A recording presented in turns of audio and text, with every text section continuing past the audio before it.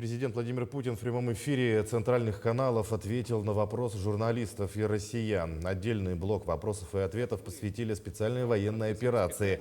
Путин отметил, что цели СВО не меняются. Задача денацификации Украины остается актуальной.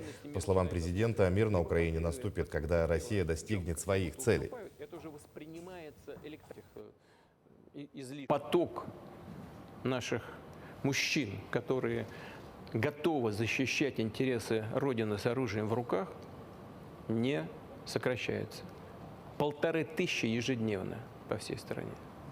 Так что вместе с добровольцами, просто это условное деление, контракт подписывают на 2-3 года,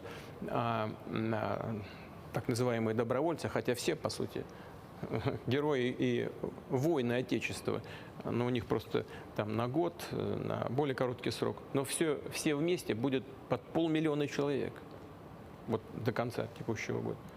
Ну зачем нам мобилизация? Поэтому на сегодняшний день никакой необходимости в этом нет.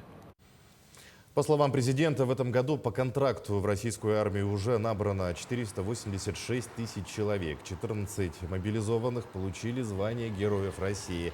Путин отметил, что необходимости в новой мобилизации нет. При этом президент подчеркнул, что добровольцы в СВО должны быть поставлены в одинаковые условия с военными.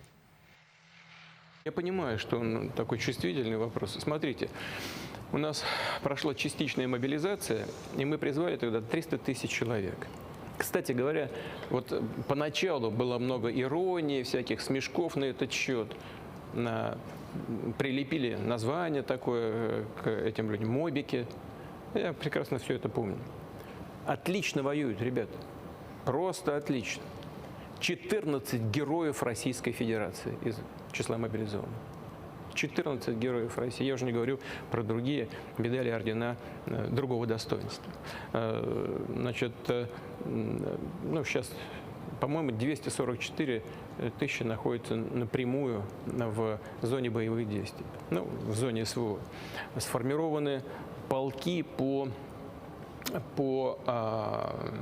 обслуживанию техники, потому что среди них много хороших специалистов оказалось.